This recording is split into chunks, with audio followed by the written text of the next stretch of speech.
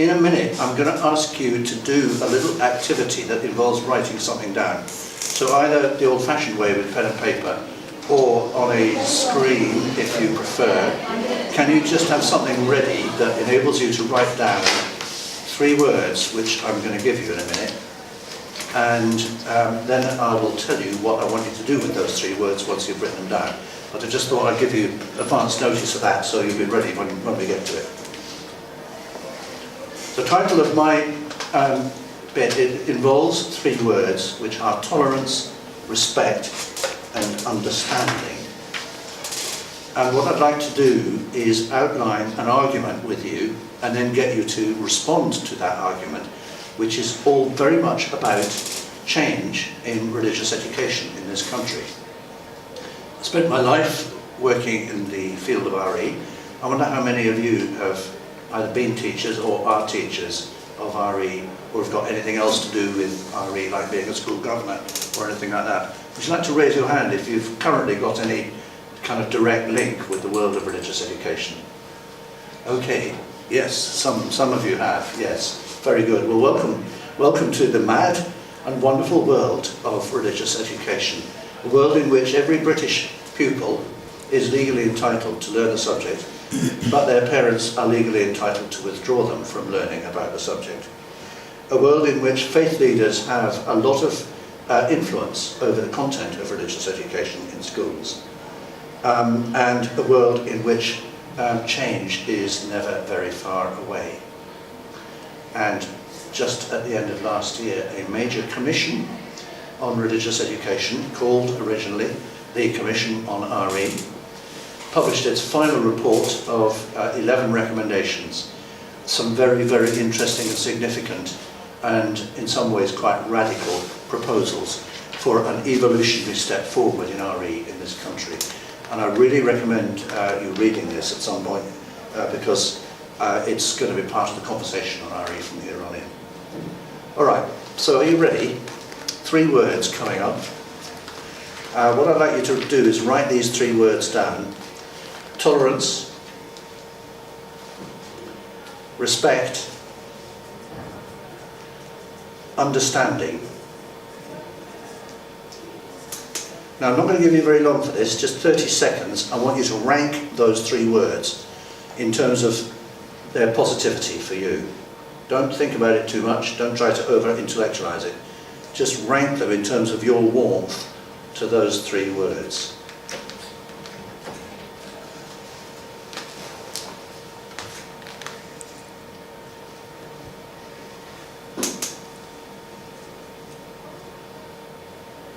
Right, and you didn't even need 30 seconds, that was brilliant. Maybe the camera could just pan around if that's okay.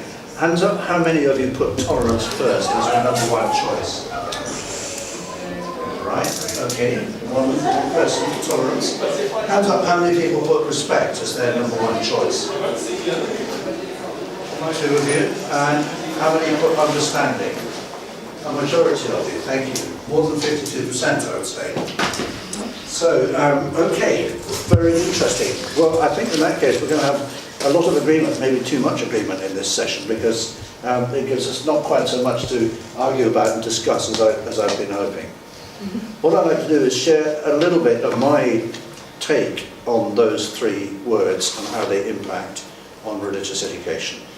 We're going to come back to this activity at the end and see if anyone has changed their minds as a result of doing all of this. Tolerance.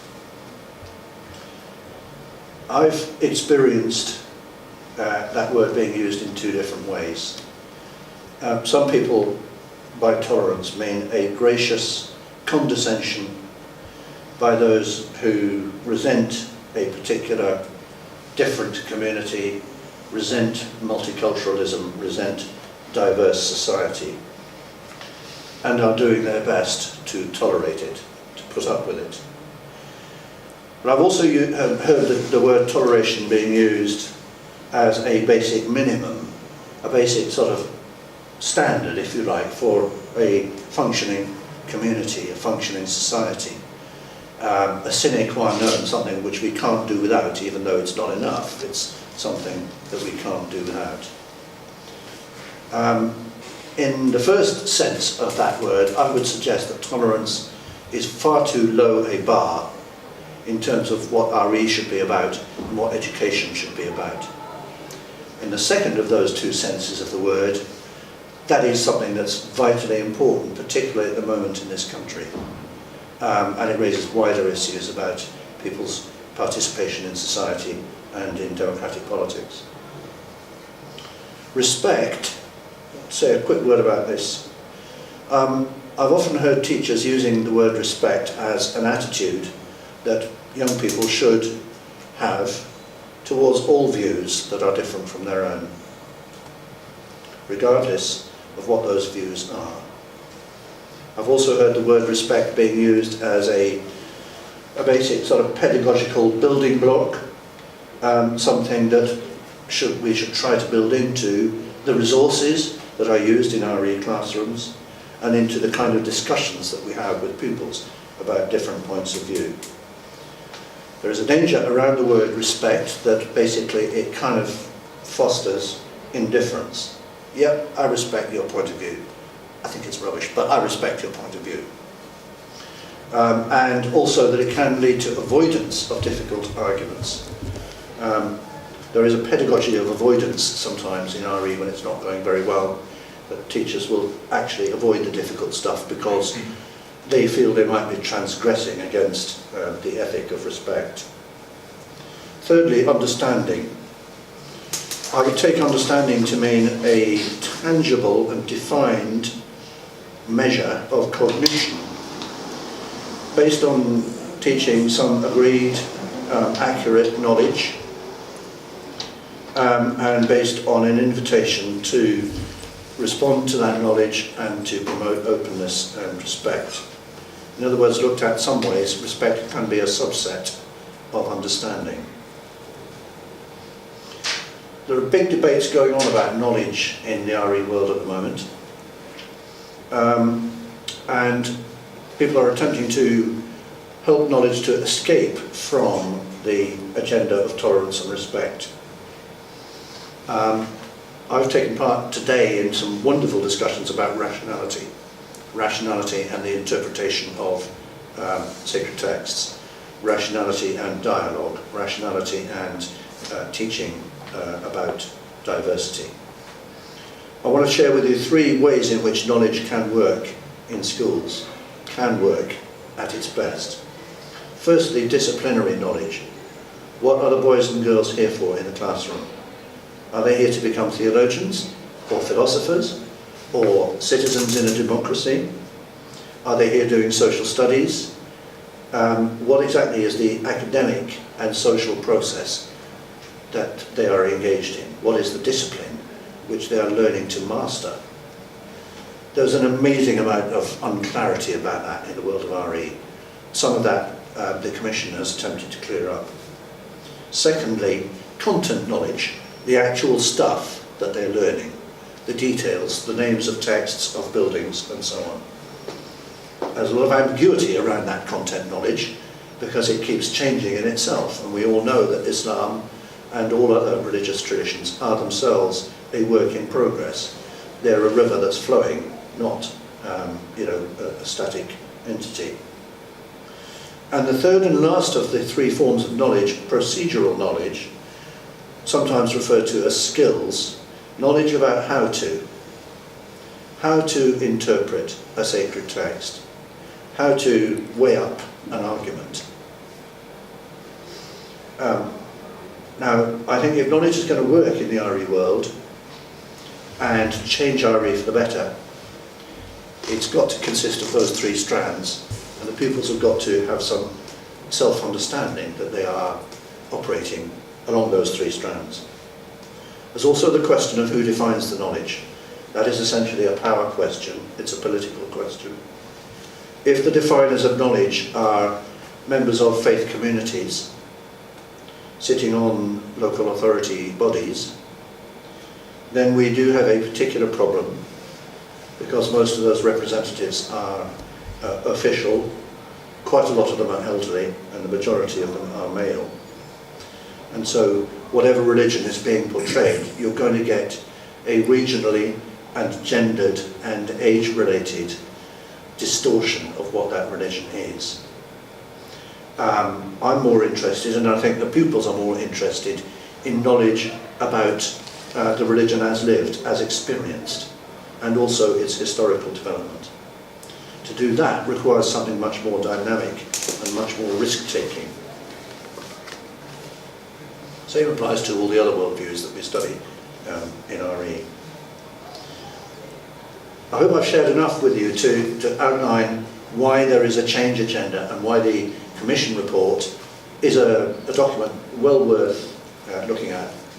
And with its 11 recommendations, some of them for the government, some of them for school inspectors, and some of them for school heads, teachers of RE, questions. How am I doing on time? You're doing perfectly well. You've still got another few minutes if you wanted to sort of carry on.